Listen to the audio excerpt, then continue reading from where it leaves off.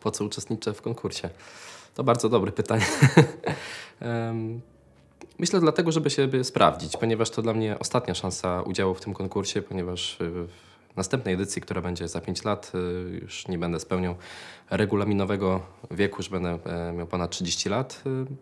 Także mimo iż wcześniej myślałem, że nie wystartuję nigdy w tym konkursie, z kilku względów postanowiłem jednak spróbować. Stwierdziłem, że jak za 40 lat spojrzę sobie w lustro, powiem, a nie spróbowałem, a może warto było.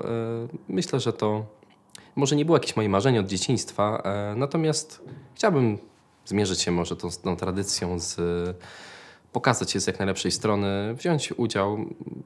Myślę, że to teraz jestem z tego powodu szczęśliwy, zadowolony. Bardzo się cieszę, że się zdecydowałem. No, czy się uda, czy się nie uda, zobaczymy.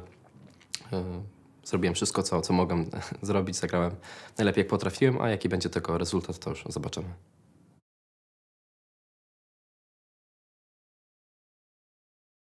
Myślę, że wykonując utwory Fryderyka Chopina najważniejsza jest naturalność. Najważniejsze jest bel canto, piękny śpiew, taka prostota. Nie ma tam, myślę, nic z jakiejś sztuczności. Jeżeli wykonuje się Chopina sztucznie, jakoś zmanierowanie, ta muzyka od razu nie brzmi, ona nie przemawia do ludzi. Ona jest niesamowicie bezpośrednia, o czym może świadczyć to, że tak wiele nacji na całym świecie uwielbia Chopina. Przecież Japończycy nie mówią po polsku, a rozumieją doskonale tą muzykę, uwielbiają ją, niemalże wielbią i tak jest na całym świecie. Arthur Rubinstein kiedyś powiedział, że spotkał się z niezrozumieniem Brahmsa czy jakiegoś innego kompozytora, natomiast mówił, że nie spotkał się nigdy, aby muzyka Fryderyka Chopina była jakoś niekorzystnie odbierana. I taki wielki uniwersalizm i taka bezpośredniość wyrazu, myślę, jest taką cechą szczególną tej muzyki. I jeśli się odbierze tą bezpośredniość, to ona po prostu traci, ona przestaje przemawiać do ludzi. Także myślę, że ta naturalność, ta prostota, a zarazem wielki kunszt, wielkie zróżnicowanie i taka maestria. Trochę mi słów brakuje, tu akurat zaraz po przesłuchaniu jestem, ale mówię, w tej prostocie jest właśnie też takie wyrafinowanie i myślę, że te dwie na pierwszy rzut oka przeciwności naprawdę w muzyce Chopina są obecne i to jest piękne, a to zarazem myślę też jest trudne, żeby to osiągnąć.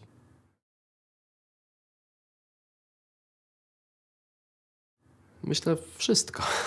Trzeba kochać to, co się robi. To jest, myślę, najważniejsze. Jeśli naprawdę kocha się muzykę, to można pokonać stres, pokonać wszystkie rzeczy, które temu towarzyszą. Na pewno nie jest łatwo być pianistą, jeździć po całym świecie, koncertować, być, można powiedzieć, w pełnej gotowości, stawać przed różną publicznością i grać. Ciągle jest się, można powiedzieć, tak na świeczniku. To jest bardzo trudne. Jeśli ktoś naprawdę nie jest do końca w muzyce, jeśli naprawdę nie kocha, jeśli nie jest to dla niego w jakimś sensie sens życia, to jest to, myślę, bardzo trudne.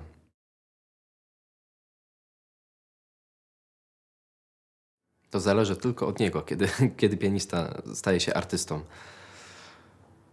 Tak przypomniało mi się teraz, że ktoś powiedział, że geniuszem się nie jest, tylko się bywa. Myślę, że z artyzmem też tak jest.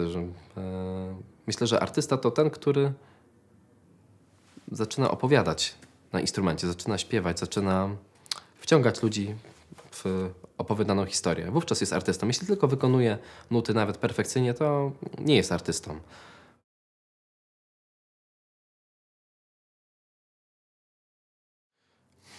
Jaka jest rola konkursów w życiu pianisty? To wszystko zależy. Myślę, że są dobre strony konkursów i złe strony. I to wszystko zależy, myślę, od właściwego nastawienia.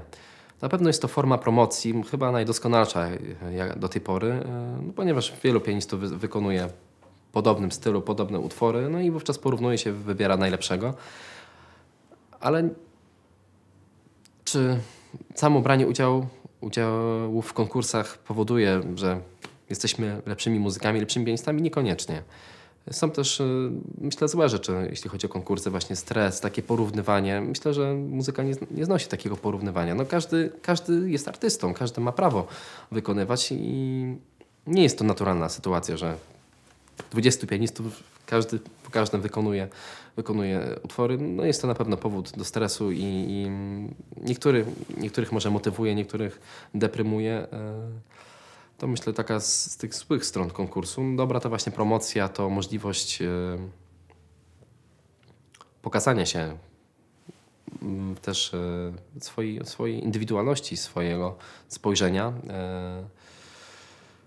Ale myślę, że nie jest niezbędna do bycia muzykiem, do bycia artystą, do zrobienia kariery. Są osoby, które nigdy nie brały udziału w konkursach, a znakomicie sobie radzą w tym muzycznym świecie.